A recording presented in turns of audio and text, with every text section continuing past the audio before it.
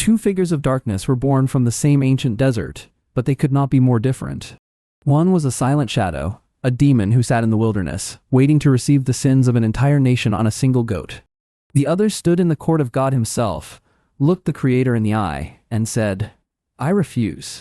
One never spoke a single word in any text.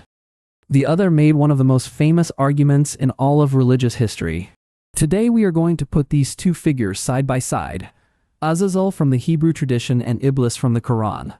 And by the end, you will understand how the idea of evil itself completely transformed over 1,000 years. Let's start at the very beginning, a religious ceremony involving two goats and a cliff in the desert. In the book of Leviticus, chapter 16, the high priest Aaron is given very specific instructions for the Day of Atonement, Yom Kippur, the holiest day in the Hebrew calendar. He must take two goats. He casts lots over them. One goat goes to God. The other goat goes to Azazel. The priest lays both hands on the second goat, confesses every sin the entire community of Israel has committed, and symbolically transfers all of that guilt onto the animal. Then that goat is driven out into the wilderness, carrying every sin with it, gone. This is actually where the modern English word scapegoat comes from, coined in 1530 by William Tyndale when he translated this exact passage. But here's the question that divided Jewish scholars for centuries. Who or what exactly is Azazel? Is Azazel a demon living in the desert, a real supernatural being receiving a kind of tribute? Is it just a place name, a rough, rugged wilderness, and the goat is simply being sent somewhere remote?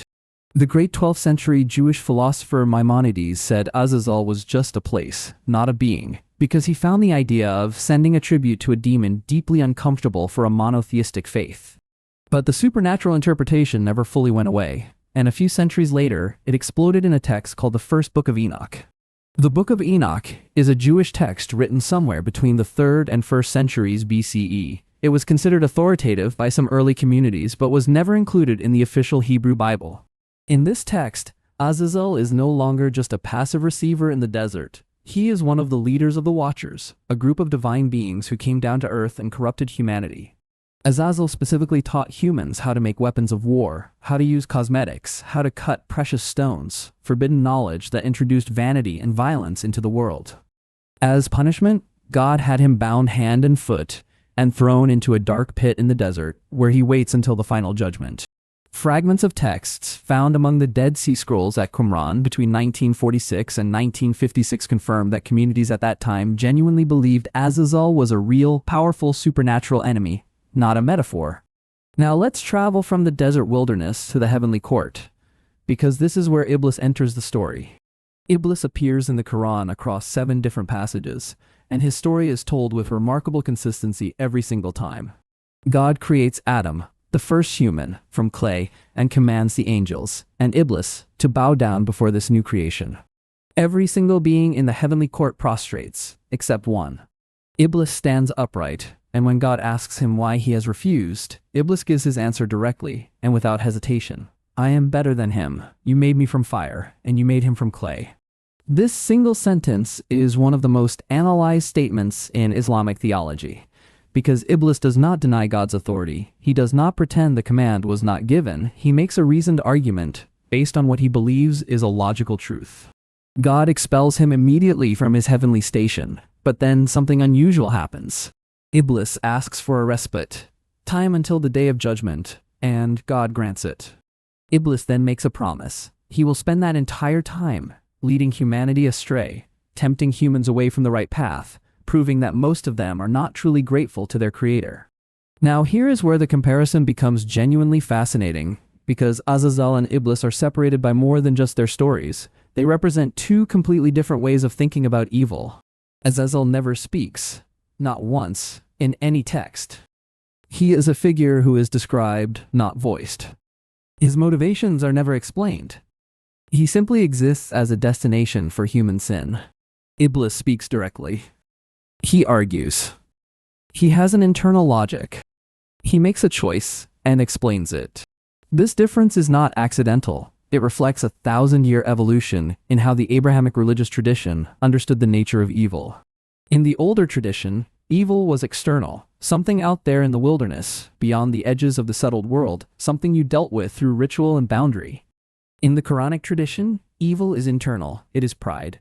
It is the refusal to submit. It is a philosophical position taken by a conscious being who chose defiance over obedience. There is also a profound difference in time structure between these two figures. The Yom Kippur ritual involving Azazel happened every single year. It was cyclical, like the seasons, like the harvest, a recurring reset of the community's moral account. Iblis operates on a completely different timeline, expelled once, given a single respite that stretches to the end of all human history, facing his final accounting only at the Day of Judgment. This shift from cyclical time to linear, end-of-history time mirrors one of the biggest differences between ancient Near Eastern religion and the later Abrahamic faiths. The name Iblis itself is almost certainly derived from the Greek word diabolos, filtered through Syriac Christian communities into Arabic, which shows how deeply interconnected these traditions were in late antique Arabia.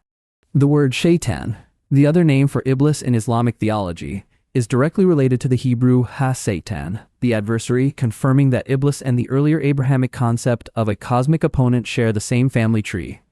So are Azazel and Iblis the same figure? The honest answer is no, they are not direct equivalents. Azazel represents one stage in the development of the idea of a supernatural adversary, the mute, external, wilderness-dwelling receiver of human sin. Iblis represents a much later and more sophisticated stage, the articulate, internally motivated rebel who chose his own path with full knowledge of the consequences. The concept traveled from Hebrew scripture through Jewish intertestamental literature like the Book of Enoch, into early Christian theology, and then into the multi-layered religious world of late antique Arabia where the Quran was revealed. Both figures have lived long lives in modern culture as well. Azazel appears in Marvel Comics and countless horror and fantasy stories, usually keeping his wilderness demon character intact. Iblis has become a recurring figure in Arabic, Persian, Turkish, and Urdu literature. And in many of these works, he is treated as something close to a tragic hero, the first and most articulate rebel, whose pride contained a terrible kind of dignity. The Egyptian writer Tawfiq al-Hakim wrote a dramatic work centered on Iblis in 1938, and the Urdu poet Allama Iqbal wrote about Iblis as a symbol of questioning individualistic consciousness, proud, defiant, and refusing to bow to anything less than what he believed was true. What this comparison reveals, at its deepest level, is a question about what we are actually afraid of. An ancient community, afraid of a dark force in the wilderness, performed a ritual to push their sins out beyond the edge of civilization, and that was enough. A civilization sophisticated enough to ask why a being would choose defiance needed a more complex answer, one with speech, reason, and consequence built into it. The shift from Azazel to Iblis is not just a change in characters, it is a change in what humanity believed evil actually was. And that question, whether evil is something outside us in the wilderness, or something inside us that argues for its own logic, is one the world is still trying to answer.